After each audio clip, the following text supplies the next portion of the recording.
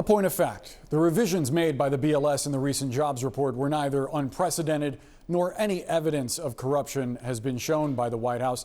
And while Hassett says there is a lack of transparency, we actually do have a fair amount of information about how the sausage is made, so to speak. So let's take you how Through the BLS collects its data. It's two separate surveys. The first one is largely done the old school way, door knocking. Survey takers go home to home, door to door throughout the entire country, asking people for general demographic information and also their employment status. The second survey, known as the Current Employment Statistics Survey, is gathered from thousands of businesses and government agencies. The CES, as it's known, uses a variety of methods, including telephone and internet surveys, as well as automated data from large corporations.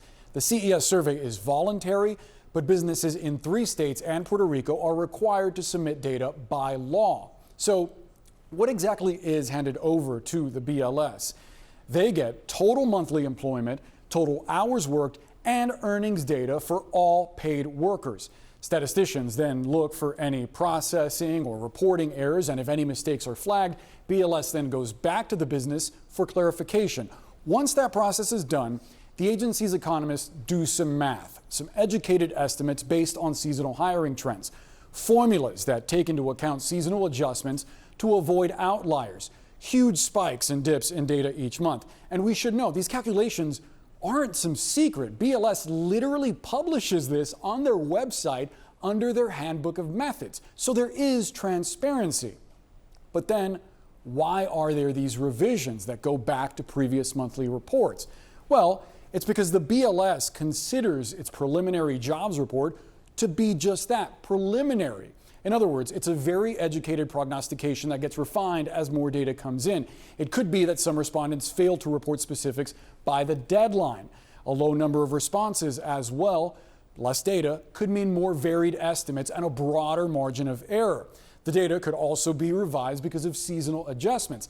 And if these numbers come in well above or below preliminary data, that then requires recalculations, which means revisions. So if we look at revisions in recent years, does it justify the president's claim? Does the math show that there is any sign of political bias?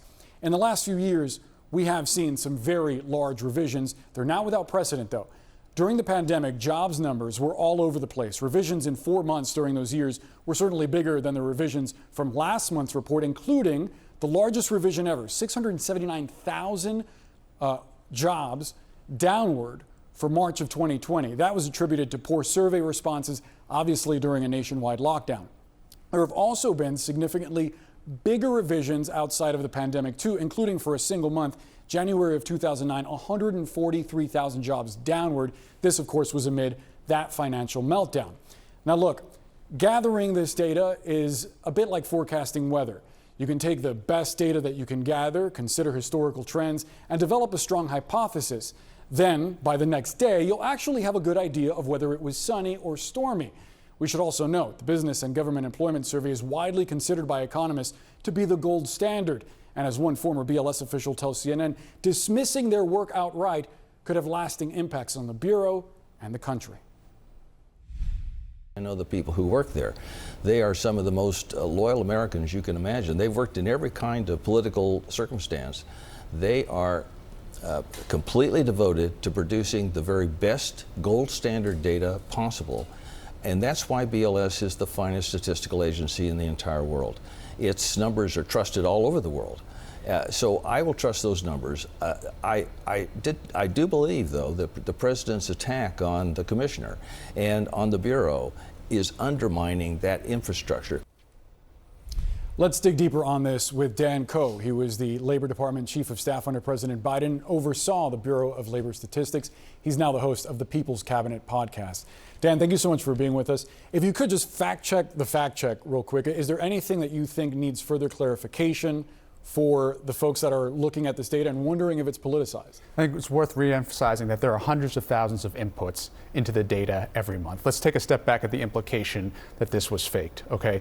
It would have to be a conspiracy of national proportions for something like that to happen. The hundreds of thousands of inputs, the 2,000 people at the Bureau of Labor Statistics, the timeline also for the commissioner itself. On a Wednesday before the Friday it's released, that's the first time the commissioner sees the data. The next day, the president and his senior team are briefed on it, and then Friday morning at 8:30 a.m. the numbers are released. So there really isn't any time to be cooking the books to begin with. I also want to ask you about the so-called black box that Kevin Hassett was talking about. There are these formulas and these estimates, I should say, that are based on calculations regarding seasonal adjustments. It is on the BLS website, but I wonder, in layman's terms, what does it all mean? What do they actually do? You think about the same way people do polls, right? You go out and you have a sample size, then you extrapolate based on the sample. It's no different from that. It's based on sound statistical science. It's something that has been the methodology for a very long time, Republican or Democrat. So then why was this revision for May and June more than 250,000 jobs overreported? Why? Because that happens. It happens under Republican commissioners. It happens under Democrat commissioners. The reality is, as I mentioned, hundreds of thousands of statistics come back, and it's incomplete. Some of it doesn't come back in time, right? And so it's actually the responsible thing to do to take a look at the more complete data and then figure out what is the most accurate jobs numbers, even if it is months later. Did you have any concerns about Commissioner McIntyre's performance when she led BLS? Absolutely not. And I had no concerns about Commissioner Beach, who was the Trump appointee that we inherited. It's important to point out, too, that the term length is 4 years. And so oftentimes these commissioners traverse administrations that are of different parties. We never suspected any malfeasance. We had downward revisions as well when when President Biden was in office. And we realized that was just part of the data. Not once did we question his competence or his accuracy.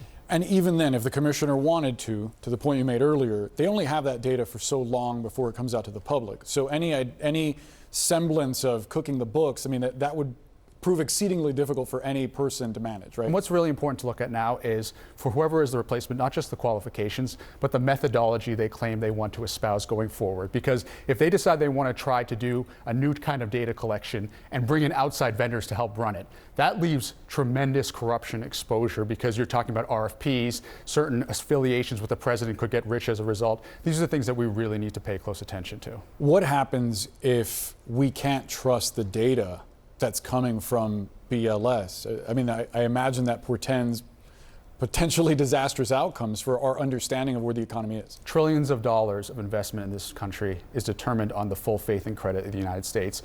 If all of a sudden people don't trust the government's ability to be honest about this, our dollar becomes weaker, and then the price in which we can pay to acquire our goods becomes that much more expensive for Americans. We saw this. We have evidence of this. Argentina and Turkey were both accused of manipulating their jobs data and economic indicators, and we saw economic calamity as a result. So that's why all of us should be concerned. This may not be as well known as firing Jerome Powell, who we also called to be fired in that same tweet, by the way, but it should be just as serious for people. Dan Coe, so great to get your perspective. Thank you for joining us.